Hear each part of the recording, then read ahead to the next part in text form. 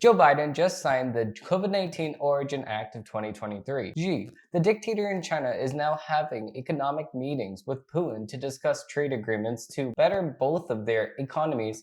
And lastly, 400,000 teachers went on strike in LA, and we need to solve this problem once and for all. Also, we have this rare event where CNN fact-checked Joe Biden. I know, what a surprise. You're watching the Demetrios Araujo Show, and I am your host, Demetrios Araujo. Without further ado, let's begin. Facts over tracks, this and that, spitting slow, spitting fast, I could roast, I could gas, think I'm okay at last, but I don't know if that can erase all the past. Moving with the first segment, we actually have Joe Biden just signed the COVID Origins Act, but what exactly does that entail? Let's find out. So this is Congress.gov, Bill 118th Congress, Senate Bill 619. So 118th Congress of the United States of America. I'm reading the bill from top to bottom. To require the Director of National Intelligence to declassify information relating to the origin of COVID-19 and for other purposes. Be enacted by the Senate and the House of Representatives of the United States of America in Congress assembled. Section 1, short title. This act may be cited as the COVID-19 Origin Act of 2023. Section 2, sense of Congress. It's the sense of Congress that 1. Identifying the origin of coronavirus disease 2019 COVID-19 is critical for preventing a similar pandemic from occurring in the future. Number 2. There is reason to believe COVID-19 pandemic may have been originated at the Wuhan Institute of Virology. And 3. The Director of National Intelligence should declassify and make available to the public as much information as possible about the origin of COVID-19, so the United States and like-minded countries can A. Identify the origin of COVID-19 as explicitly as available. A. Identify the origin of COVID-19 as explicitly as possible, and B. Use the information to take all appropriate measures to prevent a similar pandemic from occurring again. Section 3. Declassification of information relating to the origin of COVID-19. Not later than 90 days after the date of the enactment of this act, the Director of National Intelligence shall 1. Declassify any and all information relating to potential links between the Wuhan Institute of Virology and the origin of the coronavirus disease 2018, COVID-19, including A. Activities performed by the Wuhan Institute of Virology with or on behalf of the People's Liberation Army. B. Coronavirus research or other related activities performed at the Wuhan Institute of Virology prior to the outbreak of COVID-19. And C. Researchers at the Wuhan Institute of Virology who fell ill in the autumn of 2019, including from any such researcher. I. The researcher's name. 2. The researcher's symptoms. 3. The date of the onset of the researcher's symptoms. 4. The researcher's role at the Wuhan Institute of Virology. 5. Whether the researcher was involved with or exposed to coronavirus research at the Wuhan Institute of Virology. And 6. Whether researcher visited a hospital while they were ill. And 7. A description of any actions taken by the researcher that may suggest that they were experiencing a serious illness at the time. And 2. Submit to Congress an unclassified report that contains A. All the information described under paragraph 1, and B. Only such redirections as the director determines necessary to protect sources and methods. And I completely agree with all of this. We, the people of the United States of America, are entitled to know exactly what caused this illness that killed or supposedly killed thousands and thousands of hundreds of thousands of people. But of course, they were saying that people that died with COVID actually died of COVID. And those are two very, very, very specific differentiations between the two sentences. If you died with a virus, that means that the virus did not kill you. You died with something else. You died from something else, I should say. And dying from a virus means that that virus killed you. So if I was shot in the street of maybe, let's say, New York or LA or Chicago, where crime is rampant right now, if I was shot in the street, but I had a virus in my body, which could be traced back to COVID-19, they will say in the summer of 2020 or all of 2020 and some of 2021, they will say that I died from COVID-19. But that would not be the case because I was clearly shot. That's exactly what people were doing. People were having heart attacks while having the virus, and then they were blaming it on the virus. mostly because these hospitals were getting money and funding from the government just for the virus positives. That's exactly why they wanted to say that they had more positives, because hospitals were getting paid $15,000 per case of COVID-19. So, moving on to the next segment of this show, we actually have the headlines of the week. So moving with the first headline of the week, we actually have Xi vaunts China's deepening bond with Russia during talks with Putin. Chinese leader Xi Jinping is putting on a show of solidarity with Russian President Vladimir Putin with his 3-day visit to Moscow that began on Monday. The Kremlin said on Tuesday that Xi is spending his time in Russia's capital negotiating and signing statements with Putin that seek to strengthen economic cooperation between their nations over the next decade. Ties with which offer Putin a lifeline after Western nations levied against Russia and implied sanctions for its war in Ukraine. In regard to the conflict, which has been going on for more than a year now, a joint statement Xi and Putin signed voiced support for the international community to support constructive efforts toward reasonable dialogue. Russia began what it was called a special military operation, end of quote, in Ukraine on February 24th, 2022, in an ongoing conflict that has led to tens of thousands of deaths and the displacement of millions of people.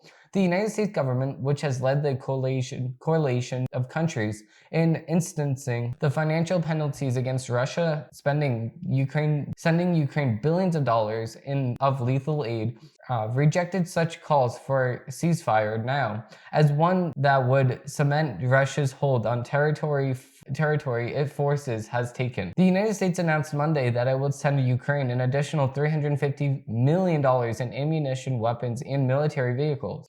Xi and Putin previously met just before the invasion of Ukraine began, when it touted a, quote, no-limits friendship between their countries. Building upon that bond this week, Xi declared, quote, political mutual trust is deepening between their two countries and, quote, common interests are multiplying. The White House dismissed the notion that the world is witnessing the formation of an alliance as Xi and Putin held their latest round of talks. Quote, I wouldn't go as far to call it an alliance. National Security Council spokesperson John Kirby told reporters China and Russia have grown closer, quote, over years now, he insisted. The high-level talks in Moscow came shortly after the International Criminal Court issued an arrest warrant for Putin for alleged war crimes during Russia's invasion for Ukraine. In particular, the abduction of children and the Russian leader's visit to the captured city of Mariupol. Xi is expected to call Ukrainian President Vladimir Zelensky for the first time since the war began following his visit to Moscow, according to the Wall Street Journal. Meanwhile, Japanese Prime Minister Fumio Kishida, I'm sorry I'm butchering that name, made an announced visit to Ukraine on Tuesday. And this is the thing, obviously they will team up. Obviously communism likes a partner. So China needs another person that is like-minded like him. And yes, in Ukraine or in Russia, they say that they have presidents, but they really don't have presidents. In Russia, they don't have presidents. Whoever went against Putin was just killed. So is that really a fair trial? Just like how we say President Xi. It's not President Xi. He's a dictator of China. Moving on to the next article, we actually have 400,000 Los Angeles students missed school as union employees launched 3-day strike demanding better wages and benefits, of course. These teachers can get paid, what do they get paid? $50,000, $60,000? What do you expect you're going to get paid? You're a teacher by the state. The state doesn't have unlimited funding to give you, 1. And 2, if you want to get a better job, how about you work for a private school instead of working for the state? No, that's because you're really not a good teacher. That's exactly why.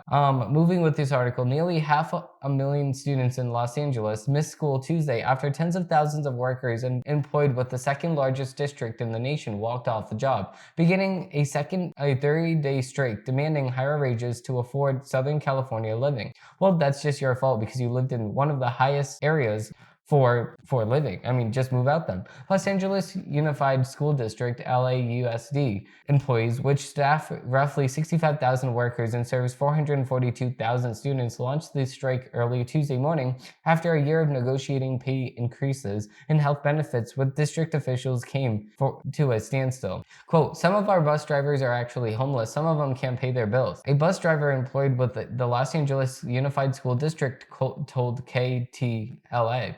They can't even pay their mortgage. It's impossible. Boyd Peterson is one of the many employees represented in the strike organized by the Surface Employees International Union, SEIU, Local 99 Union, or Union Teachers Los Angeles, UTA, which includes educators and other school district employees like bus drivers, custodians, cafeteria workers, and teaching aides. We love students. We're here for the students, but if we can't properly take care of our kids, how can we properly come here and work as well? Union officials are seeking an overall pay increase of 30% in their base salary over 4 years, an additional $2 per hour for the lowest paid workers, and other increases in compensation at most of the full-time and part-time employees, which make an average of $25,000 annually. That's crazy. Now listen, I can kind of see where they're coming from because $25,000 is really not a lot of money in this economy. But the Democrats have nothing to blame but themselves. For this inflation, they have nobody to blame but themselves and their rapid spending. And yes, Republicans do spend more as well. So you should be blaming politicians for making this economy impossible to live in. $25,000 should be enough to live off of, but it's a sad truth that it's really not. So I can kind of see where these people are coming from because $25,000, especially in LA, is not good. So I would get the hell out of LA. That's the moral of the day. Moving to the next section of the show, we actually have a dozen takes. I don't ever slow up, no I don't take I got no love. Moving with this first article, we actually have the first article I ever saw CNN fact check Joe Biden. Fact check. Biden falsely credits tax that took effect in 2023 for deficit reduction in 2021. In 2022, wow. President Joe Biden falsely said on Wednesday that his new corporate minimum tax is the reason the federal budget deficit declined in 2021 to 2022. Now, this is another false statement by Joe Biden because no, the deficit did not lower. You did not pay off the debt that the United States had. We were at record spending, and then we went from record spending to 10% less than the record spending. So you did not lower the deficit. No, you lowered your spending on your monthly basis. It's like me maxing out my credit cards and then the next month spending $100 less than my max. I didn't cut down on the deficit because I still have a debt presumed because I did not pay off the credit card the month before. I did not just cut down on the deficit. No, I cut down on the spending. You didn't spend as much. That's what he's trying to say. But he's saying it in a way that it's obviously going to make himself look better because of the fact that people think that he's paying down the national debt. He's not paying back the national debt. And we will never pay down the national debt because these politicians do not care enough to actually do that. You need to take a pay cut, first of all. And second of all of your politician friends need to take a pay cut as well because you're not doing enough for the United States. Once we have all of that money from your guys' pockets, then what you're going to do is you're going to give that to the deficit. Okay? Yes, it may not be enough, but whatever. Then we're going to cut all the social benefits. We're going to cut that. We're going to put all of that money towards the debt. Once the debt is fully paid off, then we can discuss any social benefits. But right now, we have a debt to pay off. That is going to be our highest priority. Biden has reportedly taken credit for reducing the deficit in 2021 to 2022, even though experts have said that the vast majority of the reduction occupied simply because of emergency COVID-19 pandemic spending from 2020 expired as planned. That Joe Biden's own initiatives made the deficits higher than they otherwise would. We've described Biden's previous deficit boosts as misleading or missing key context, but he went farther in this Wednesday speech in Los Angeles on lowering prescription drug costs, delivering a vision of the story that is just not true. Biden said, and I quote, "And by the way, everybody said, well, how was I able to have these new programs and still cut the deficit of 1.7 trillion the last 2 years? Well, it's pretty straightforward. There were 550 companies in the Fortune 500 that made $40 billion that didn't pay a penny in tax. Zero, nothing in taxes. So I said outrageous and we get votes for. I said they ought to pay minimum of 15%. 15%. That's less than what you pay. And guess what? It allowed me to cut deficit. Facts first. Biden's pretty straightforward story about deficit reduction over the last 2 years is false. Though the 15% corporate minimum tax Biden signed into law in the August of 2020 Inflation Reduction Act is expected to reduce deficits in 2023 and beyond. The tax only took effect in January 1st, 2023.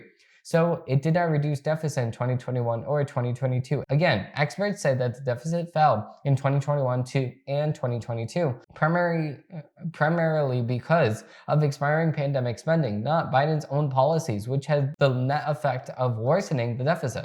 Maya McGuinness, the president of the Committee for the Reasonable Federal Budget, a group that advocates deficit reduction, noted on Thursday an email that, quote, corporations won't start paying the minimum tax until this year. She said the fact that Biden continues to take credit for deficit dropping between 2021 and 2022, which happened entirely due to the expiration of temporary COVID measures, is caused by concern. Biden also got a key number of wrong in this section of the Las Vegas speech, and he has correctly said on numerous previous occasions it was 55 big companies, not 550 companies, as he said this time, that didn't pay any federal income tax in their previous fiscal year, according to an annual published in 2021 by the Institute of Taxation and Economic Policy, a liberal think tank. A White House spokesperson declined to comment on this article. Of course they did. Future deficit reduction, not past deficit reduction. Now they're focusing on why, on the past and what he actually said, but why did the deficit actually fall? Well, the primary reason for the deficit falling by $1.7 trillion under Biden was the deficit had skyrocketed to a second high of about $3.1 trillion in fiscal 2020. During the early stage of the pandemic under then President Donald Trump, the increase happened largely because of the temporary bipartisan pandemic spending. After much of the temporary spending expired on schedule, the deficit plummeted to about $1.4 trillion in fiscal 2022. Under Biden, Biden could reasonably take credit for stimulating the United States economic recovery, no we can't, which pushed the deficit downward by boosting tax revenues in fiscal 2021 and 2022. But Biden's list of policy initiatives, including a pandemic release bill, a bipartisan infrastructure law, and a bipartisan law to spur semiconductor manufacturing, a boost to food stamp benefits, and an extension of the Trump-era pandemic pause on federal student loan payments, have, on a whole, made deficits higher, not lower, even when you factor in deficit-reducing impact of Biden's signature Inflation Reduction Act. McGuinness said that on Thursday, although Biden can rightly say that the Inflation Reduction Act will reduce deficits by $240 billion over a decade, that reduction offsets only a small fraction of the new trillions in borrowing Biden has approved to date. And Dan White, until recently senior director at Moody's Analysts and economic research firm, whose analysts Biden has reportedly touted in his speeches, said in an email last year, the actions of the administration of Congress have undoubtedly resulted in higher deficits, not smaller ones. And I completely agree. If your spending came down month over month, that doesn't mean that you paid off your debt. No, you spent less this month than you did last month, or in the more broad term, in the United States wise, you spent more last year than you did this year. It doesn't mean you paid off your debt from last year still. No. Moving into the next article from CNN, we actually have Feds proceeded with caution as potential Trump incitement fuels sporadic calls for violence online. Now, if you did remember correctly, we did have President Trump tweet out that we need to protest against him being arrested. That's not inciting violence. That's using our First Amendment right of the United States as stated in the Constitution. Federal officials, including those at the FBI and the Department of Homeland Security, are monitoring what they say have been an intick in violent rhetoric online, including calls for civil war, since former President Donald Trump asked supporters to protest. what he said was his impleading arrest. But the online chatter has just been that. And the lacked actionable information, coordination, and volume that preceded the January 6th attack on the United States Capitol. United States officials and security experts tell CNN. An intelligence memo from United States Capitol on Sunday downplayed the current threat, saying that there was no indication of large-scale organized protests and/or violence, like what we observed in the lead up to January 6th. The memo also cautioned that while Trump's influence with moderate conservatives has waned since he left office. Some of the most ardent supporters continue to condemn political violence and continue to be willing to fight on the behalf of the former president. That dynamic has led to cautious response by the Biden administration, which have refrained from making too much of a chatter and been careful about what it shares regarding potentially violent rhetoric with state and local law enforcement. A senior United States official with the online chatter told CNN, "There has been nothing specific or credible, both in terms of large-scale activity or violence," the senior official said. A senior law enforcement official also told CNN that while the online chatter is growing with time, it's all familiar to the intelligence community, meaning that nothing that arises the level of major concern as of now. A key difference 2 years after January 6th, sources tell CNN, is the threat of an arrest has risen in the minds of many potential protesters. As a good indicator for the current situation, the senior law enforcement official pointed to a small protest on Monday in New York City, noting that one group that has been scheduled to come decided not to out of an apparent fear of being arrested. And I completely agree. If you're going to get arrested and you're going to get your whole entire life ruined, why would you even protest? Now, you're just making the people scared of using your First Amendment right. Now, if you just protest and that's it, you don't cause anything, that's totally different. And that is actually against the law to have us, the people, fear the government of the United States, because the government should fear us, the people. Moving into the next article from MSNBC, we have the MAGA preacher to faithful feedback loop is in full swing. The idea that a looming indictment would be a good thing for Trump's election chances doesn't hold up up to scrutiny. Yeah, it actually does, because the base of the former president of the United States, Donald Trump, gets more riled up if you arrest the leader of the group. If you arrest Trump, you're certifying that he will win in 2024, and that's it. Now, this is talking about the primary. He will win the primary in 2024 if you arrest him now. If you really want to battle against him in 2024, you're going to make him the primary by arresting him. Now, is this going to go in the general election? No, you're not going to just vote for somebody if they just got arrested. Why would you do that? But I'm saying that he's not going to stay in jail, first of all. He's going to just pay the bail. Whatever the money is, he's going to come up with the money. He's going to pay off the bail. He's going to be out the same exact day. What is the motive for actually arresting him? Do you want him to just get arrested? So what? So you can have a picture of him in the back of a cop car crying and licking his lollipop? No, he's not going to do that. Do you think that he's going to go in jail and he's going to sit in the bed and just lay down and start crying? No, he's not going to do that. So what is the motive for arresting him? What's the motive for arresting him? He's going to leave prison or jail, wherever you send him, the day of. So what's the motive for arresting him? You want to make a political play and say, I got you, I finally got you. You want to play a game of cat and mouse, but you're not realizing that you can't kill the mouse. You can't just bury him forever and just forget about him. He's still going to be here.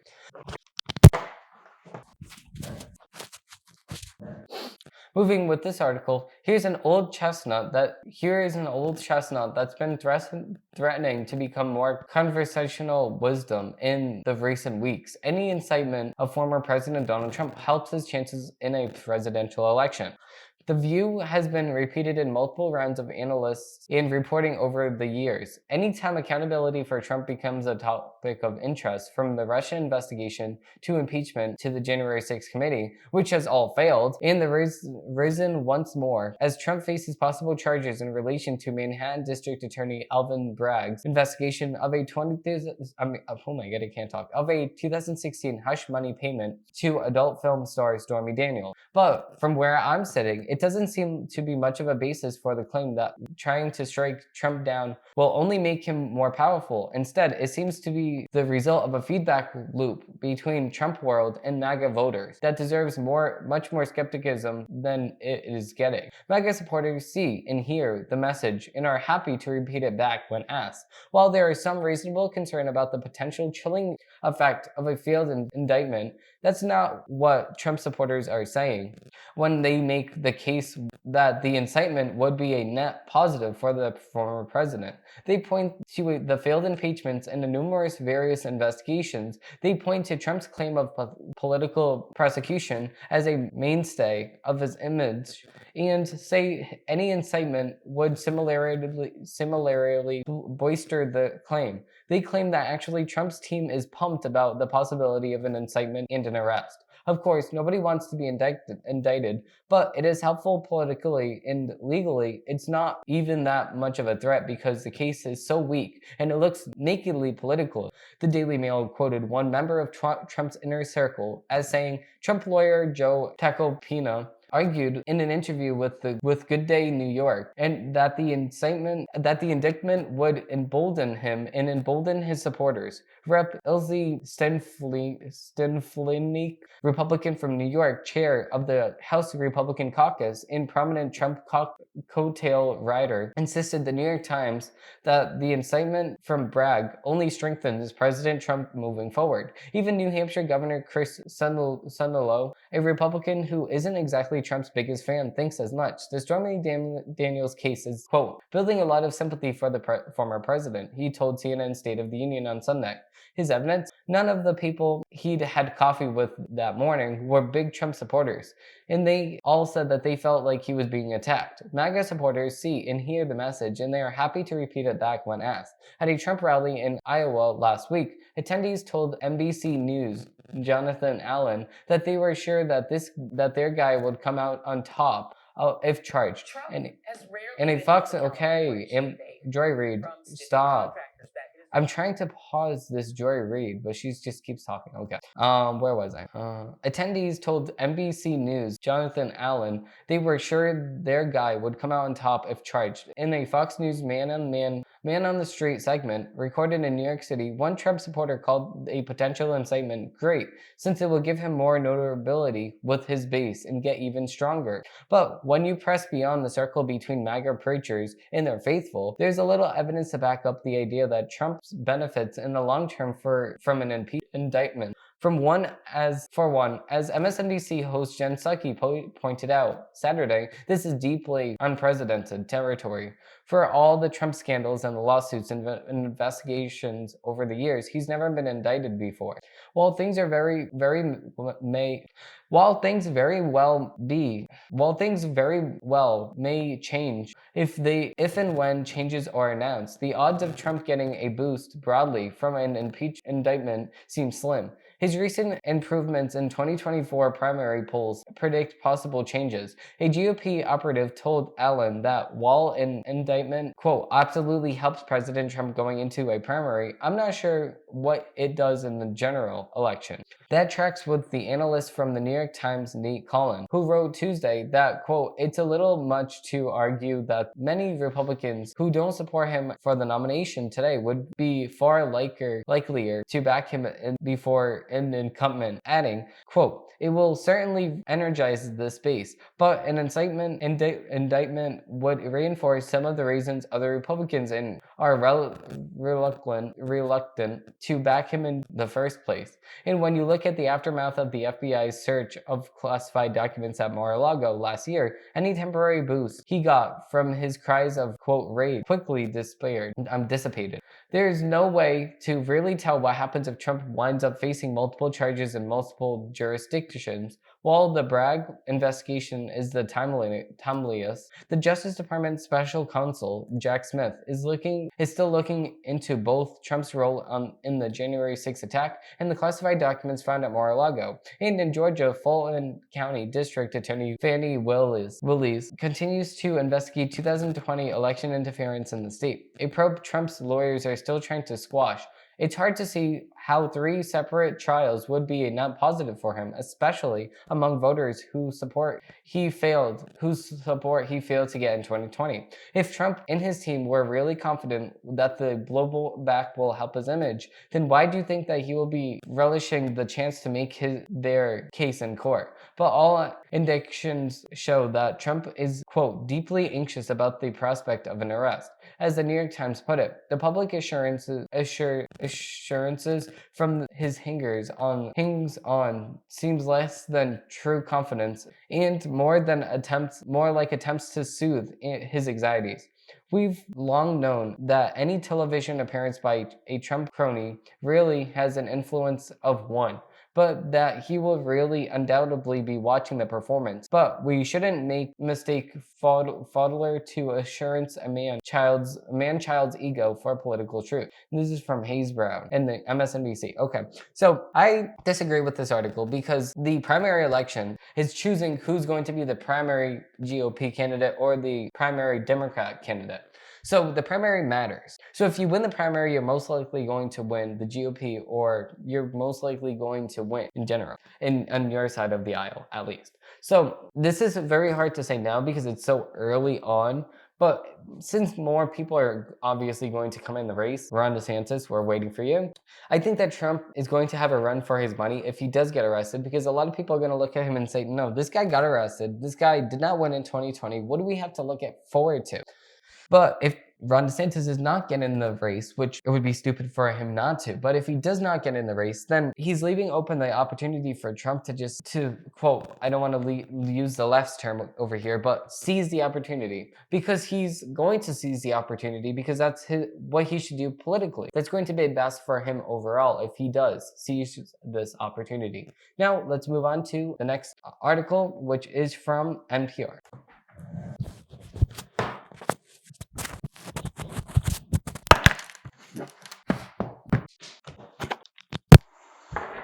Okay, moving on to the next article, we actually have an NPR article. We have Biden actually vetoed his first bill. Here's how it compares to other presidents. Now, if you do not already know, Joe Biden actually vetoed a bill that leaves the investment companies that manages retirement accounts for retired people. It holds these people to a standard that they do not have to invest in initiatives just because the left or the right forces them or pressures them into doing so. So before this bill was ever even on the House floor, big investment firms was actually forced to actually invest in like solar panels or electric car manufacturers.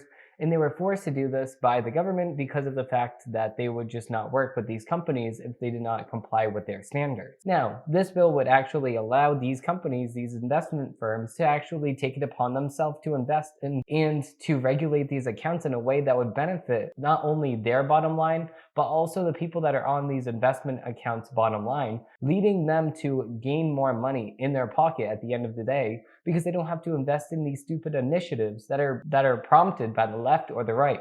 You're, at the end of the day, leaving it up to what makes more money for the company and what makes more money for the stock ETF that you actually invest into.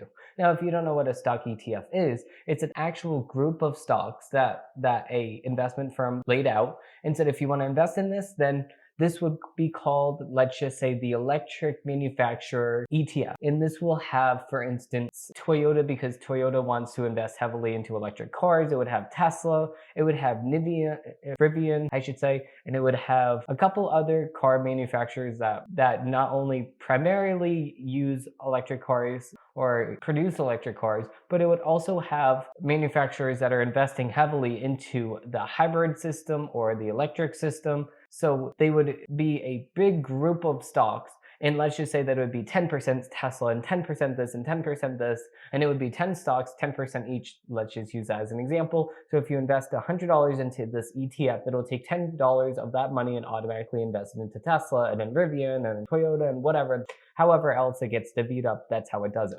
So moving with the article, now that we have a little background history of exactly what ETFs are and exactly what this investment firms do and what exactly this bill was, more than 2 years into his term, President Biden has used his veto powers for the first time. Biden has sent a bill back to Congress that the White House still would have said would be bad for retirees, which I don't know how this would be bad for retirees, because this would actually benefit them by making them more money.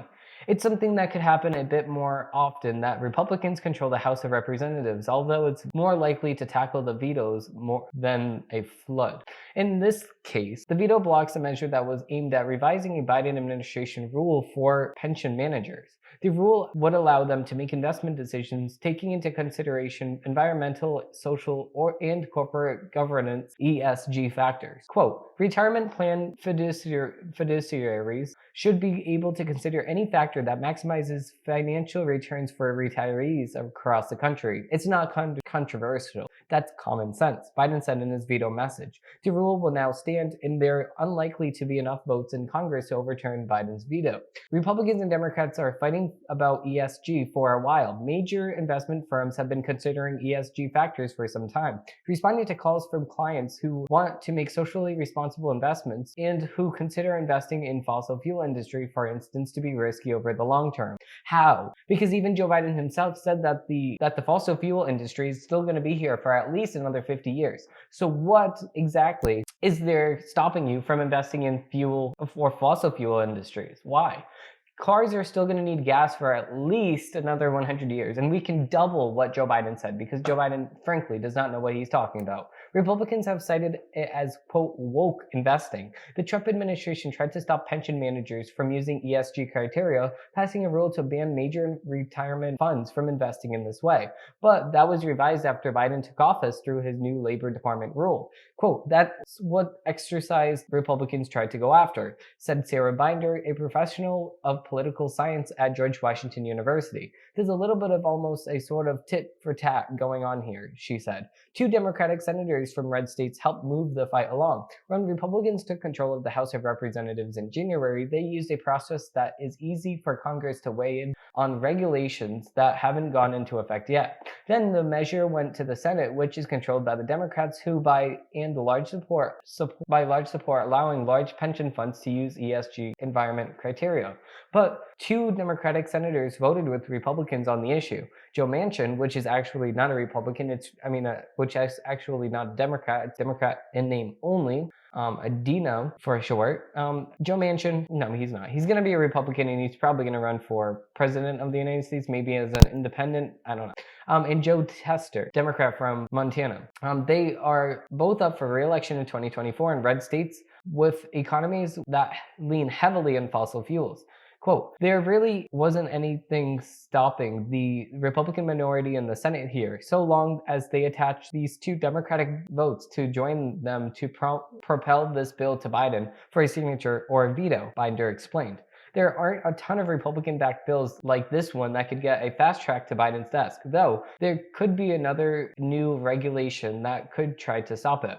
Congress isn't expected to pass a lot of legislation in the next 2 years because of his split-party control. While Biden often wields the threat of vetoes in his speeches, he generally talking about proposals that are highly unlikely to get to his desk, like repealing Social Security or Medicare or a nationwide abortion ban.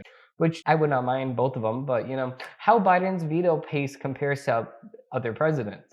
In recent administrations, there's been a significant drop in the number of vetoes. Former President Jimmy Carter vetoed 31 bills in just 4 years, but the 3 most recent presidents all topped out at a dozen vetoes or less. And actually, Reagan is actually at 78, so in the first 4 years, so that's crazy.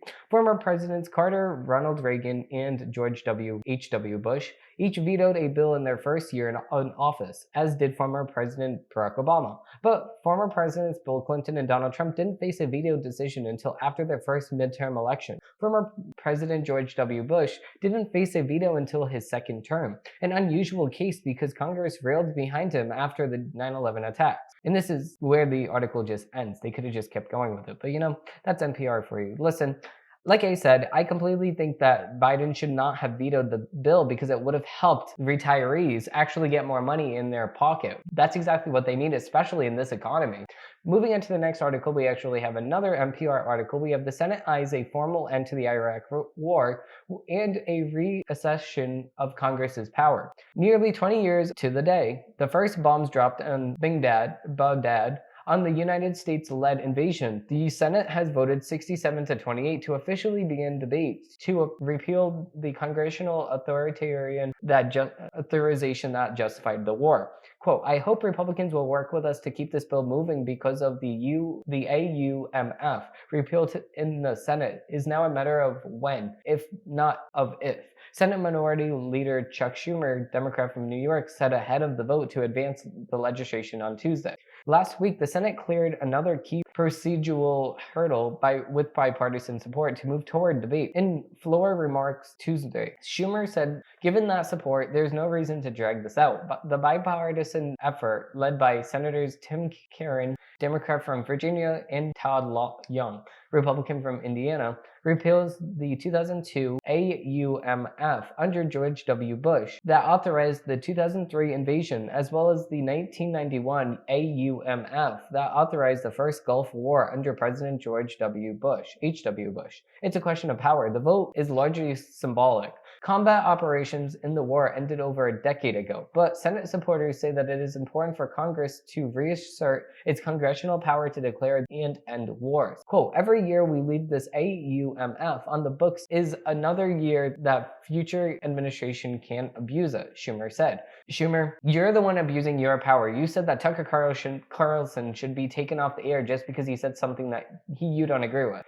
The rightful dispenser of war powers cannot allow this to continue. The Kaine-Young legislation does not impact the 2001 war authorization approved in the wake of September 11, 2001 terrorist attacks, and that continues to give the president broad legal authority to conduct counterterrorism operations around the world. Some 2,500 United States forces are still active in Iraq. NPR has learned that just last month. The United States took part in nearly 36 partnered raids with the Iraqi counterterrorism forces against ISIS and 200 raids last year. That's crazy. Why so much raids in Iraq?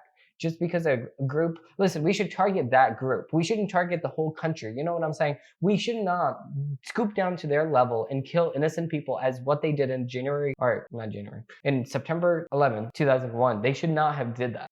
If you look back and you saw our Iraq war and you see all of the bombing and all of the people that we killed during war, those are innocent people. Just because they killed our people doesn't mean we have to scoop to their level. Look at all of the sadness and all of the anger that we felt on that day. Go back in time and picture yourself in their shoes now. We just did exactly what they did. And why is it okay when we do it just because we're doing it against them? No. We should not scoop down to their level. We can be better than that. And we kill the person responsible, and we kill every single person responsible for that day. And we terrorize them because they cause terror to our daily lives. They kill our grandmas, they killed our moms and dads, they killed our uncles and aunts, they killed their sisters and brothers. We should not kill theirs. It's not right to do so. Democrats are united in support of the legislation, but the debate could highlight a rift inside the Republican Party between traditional foreign policy conservatives and the small but growing force of America First lawmakers who are more ideologically aligned with former President Donald Trump on non-interventionist views. It also occurs as Senate Minority Leader Mitch McConnell remains absent as he receives inpatient rehab from a recent fall sustained at a Washington, D.C. hotel. Okay, Mitch McConnell, you're so old you're tripping over yourself. This is why we need new people in power. It does not matter if you're the Republican minority leader or the Republican majority leader or the Democrat minority leader or the majority leader of the Democrat side. It does not matter. Chuck Schumer, Mitch McConnell, you're too old. Get over here. Joe Biden, you're too old. All these people that are too old to even walk. Joe Biden tripped over his dog and broke his foot last year. We cannot have these people embarrassing the United States as to trip and fall when you're in a position of power just as an embarrassment. That's an embarrassment. You cannot even walk straight. That's the bare minimum that we require as a human being to walk in a straight line or diagonal or horizontal, however you want to walk. If you want to go straight up and down, it beats me. I don't really care. As long as you do it without tripping up or down the stairs, without tripping on absolutely nothing on the floor, without stepping on Legos and falling on your face. That's all we ask as a citizen of the United States. That's all we ask, for you to actually walk without tripping. Is that so much to ask? Okay, I guess it is. Young told reporters last week that it was not just about reasserting congressional war authority, but also sending a message to past and prospective military troops. Quote, "We will not incentivize the next generation to step up and fill that necessary branch to defend our way of life so that the rest of us can sleep safety at night if they don't regard our actions here in Washington as responsible and consistent with the desires of the American people," he said.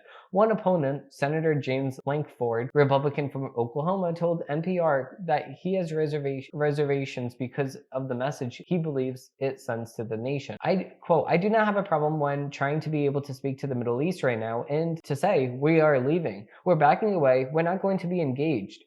We are certainly when we certainly need to be," he said. "It's not just terrorism that we're dealing with in the region, though that's the dominant piece of what's actually happening from Iran right now in their promotion of terrorism in the region, but we still have very real threats that are there." What happens after the Senate? With roughly a dozen GOP conspirators,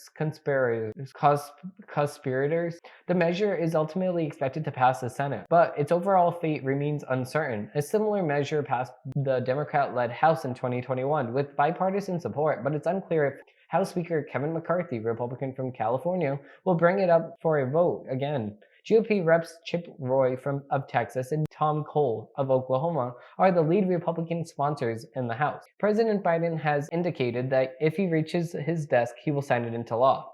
Okay, exactly. And this is maybe the second thing that I agree with Joe Biden on in the 3 years he was in office. Now, we should not have gone to and got ourselves into an Iraq war. We should have had a anti-terrorism war, but we should have kept it just like we are now, increasing dramatically the security presence in the police force present at all federal airports, not even just federal, every single airport.